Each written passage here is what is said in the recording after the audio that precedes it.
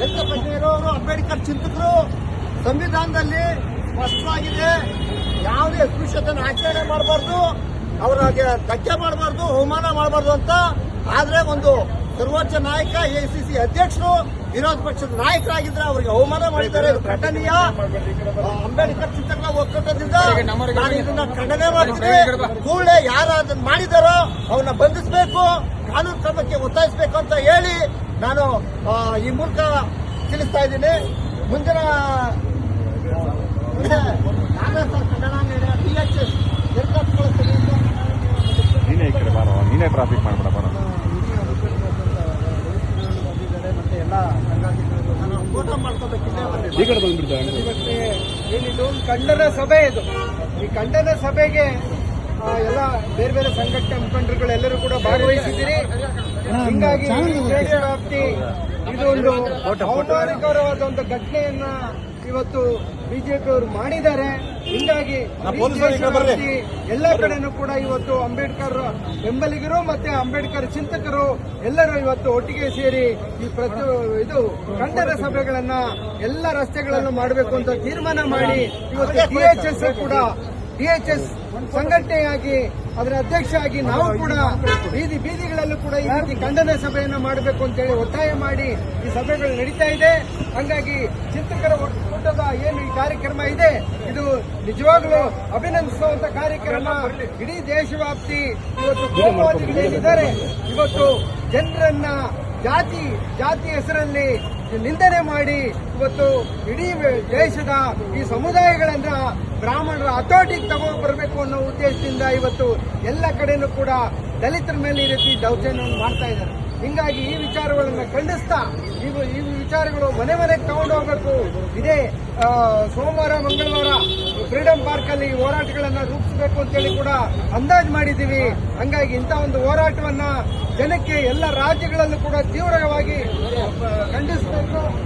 ಒಂದು ಪ್ರತಿಭಟನೆಗಳು ಎಲ್ಲ ಕಡೆ ನಡೀಬೇಕು ಅಂತ ಹೇಳ್ತಾ ಇವತ್ತು ನಮ್ಮ ರವಿಚಂದ್ರನ್ ಅವರು ಈ ಸಂದರ್ಭದಲ್ಲಿ ಮಾತಾಡಬೇಕು ಅಂತ ನಿಮ್ಮೆಲ್ಲರ ಪರವಾಗಿ ಕೇಳಿ.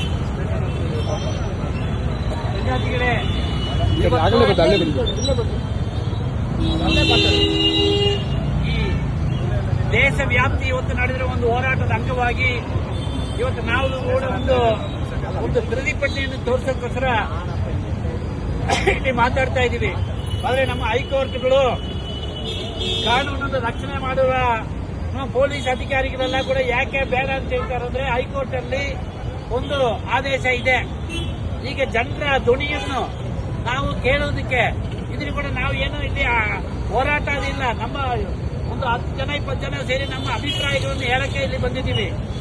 ಅದೇ ರೀತಿಯಲ್ಲಿ ಕೂಡ ಯಾವುದೋ ಒಂದು ಮಾತಾಡಕ್ಕೆ ನಾಳೆ ಸ್ವಾತಂತ್ರ್ಯ ದಿನ, ಇನ್ನೊಂದು ಈ ಸ್ವಾತಂತ್ರ್ಯ ಕನಸುಗಳು ಭಗತ್ ಸಿಂಗ್, ಅಂಬೇಡ್ಕರ್, ಕಾಂಗ್ರೆಸ್ನ ಹಲವಾರು ನಾಯಕರು, ಮಹಾತ್ಮ ಗಾಂಧಿ, ಜವಾಹರಲಾಲ್ ನೆಹರು, ಸುಭಾಷ್ ಚಂದ್ರ ಬೋಸ್, ಲಾಲಾ ಲಜಪತ್ ರಾಯ್, ಇಂಥ ಜನ ಏನಕ್ಕೆ ಮಾತಾಡಿದ್ದಾರೆ ಅಂದ್ರೆ ಸ್ವಾತಂತ್ರ್ಯ ಸಿಕ್ಕಿದ ಮೇಲೆ ಜಾತಿ ಇಲ್ಲದೊಂದು ಭಾರತ ದೇಶ, ಎಲ್ಲರಿಗೆಲ್ಲ ಸಿಕ್ಕುವ ಒಂದು ಭಾರತ ದೇಶ, ವಿದ್ಯಾಭ್ಯಾಸ ಎಲ್ಲರಿಗೂ ಸಿಕ್ಕುತ್ತೆ, ಎಲ್ಲರಿಗೆ ಮನೆಗಳು ಸಿಕ್ಕುತ್ತೆ, ಎಲ್ಲರಿಗೂ ಒಳ್ಳೆ ಕೆಲಸ ಸಿಗುತ್ತೆ ಅಂತೇಳಿ ಇರುವ ಭಾರತ ದೇಶ ಬರುತ್ತೆ ಅಂತೇಳಿ ನಮ್ಮ ಸ್ವಾತಂತ್ರ್ಯ ಕನಸನ್ನು ಕಂಡಿದ್ದೀವಿ.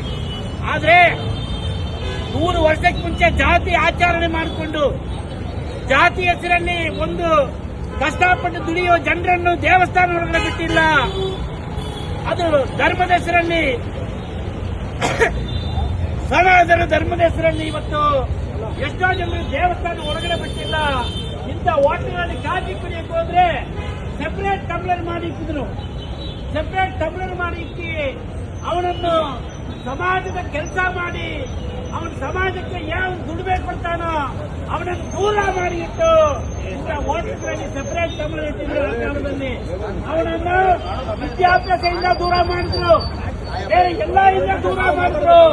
ಅದಕ್ಕೆ ಮಹಾತ್ಮ ಗಾಂಧಿ, ಅಂಬೇಡ್ಕರ್, ಭಗತ್ ಸಿಂಗ್ ಮುಂತಾದವರು ಹೋರಾಟ ಮಾಡಿ ಜಾತಿ ಒಂದು ಭಾರತವನ್ನು ಕಟ್ಟಬೇಕಂತೇಳಿ ಪ್ರಯತ್ನದಿಂದ ಸ್ವಾತಂತ್ರ್ಯ ಬಂದಿದೆ.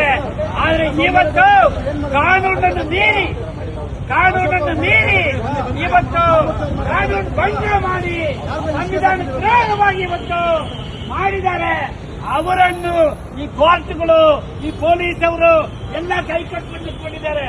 ನ್ಯಾಯ ಕೇಳಕ್ ಬಂದ್ರೆ ಬಾಯಿ ಮುಚ್ಚಿ ಇಲ್ಲಿ ಮಾತಾಡಬೇಡ ಅಂತ ಹೇಳ್ತಾರೆ. ಆದ್ರೆ ಒಂದು ಸಂವಿಧಾನಕ್ಕೆ ವಿರೋಧವಾಗಿ ಒಂದು ವಿರೋಧ ಪಕ್ಷ ನಾಯಕರು ಮಲ್ಲಿಕಾರ್ಜುನ ಖರ್ಗೆ ಅವರು ಮಾತಾಡಿದ ಸ್ಥಳವನ್ನು ಕೋಮುವಾದಿಗಳು, ಮೂಢನಂಬಿಕೆವಾದಿಗಳು ರಾಮ ಮೈದಾನದಲ್ಲಿ ಮಾತಾಡಿರೋದು ಅವ್ರು ಮಾತಾಡ್ಬಿಟ್ಟು ಹೋದ ಮೇಲೆ ಗಂಗೆ ನೀರು ತಗೊಂಡ್ಬಂದು ಅದನ್ನು ಶುದ್ಧ ಮಾಡ್ತಾರಂದ್ರೆ ಎಂತ ಒಂದು ನೀಚ ಕೆಟ್ಟ ತಲೆ ಈ ದೇಶದಲ್ಲಿ ಇದೆ. ಅದನ್ನು ತಡೆಯಕ್ಕೆ ಯಾವ ಕೋರ್ಟ್ ಯೋಜನೆ ಇದೆ, ಯಾವ ಪೊಲೀಸರಿಗೆ ಇದೆ ಅಂತ ಕೇಳ್ತಾ ಇದ್ದೀವಿ ನಾವು. ಇವತ್ತು ನ್ಯಾಯ ಮಾತಾಡಿದ್ರೆ ಬಾಯಿ ಮುಚ್ತಾರೆ, ನ್ಯಾಯ ಮಾತಾಡಿದ್ರೆ ಅಲ್ಲೋಗಿರ್ತಾರೆ, ಇಲ್ಲೋಗಿರ್ತಾರೆ. ಆದ್ರೆ ದೇಶಕ್ಕೆ ಒಂದು ಅವಮಾನ ಆಗಿದೆ, ಸಮಾಜಕ್ಕೆ ಒಂದು ಅವಮಾನ ಆಗಿದೆ, ಸಿಕ್ಕಿರೋ ಸ್ವಾತಂತ್ರ್ಯಕ್ಕೊಂದು ಅವಮಾನ ಆಗಿದೆ. ಇವತ್ತು ಜಾತಿ ಹೆಸರಲ್ಲಿ ಮಲ್ಲಿಕಾರ್ಜುನ ಖರ್ಗೆ ಮಾತಾಡಿರುವ ಸ್ಥಳವನ್ನು ಶುದ್ಧ ಮಾಡಿರುವುದರಿಂದ ಒಂದು ದೊಡ್ಡ ಸಂವಿಧಾನ ವಿರೋಧವನ್ನು ಮಾಡಿದ್ದಾರೆ. ಅದಕ್ಕೆ ನಾವು ತೀವ್ರವಾದ ಖಂಡನೆ ಮಾಡಬೇಕು.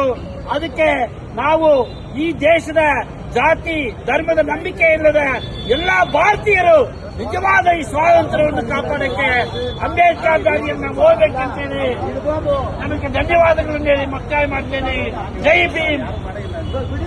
ಸಂವಿಧಾನ ವಿರೋಧಿಗಳಿಗೆ ಹೇಳಿ ಧಿಕ್ಕಾರ, ಮನುವಾದಿಗಳಿಗೆ ಹೇಳಿ ಧಿಕ್ಕಾರ, ಜಾತಿವಾದಿಗಳಿಗೆ ಹೇಳಿ ಧಿಕ್ಕಾರ.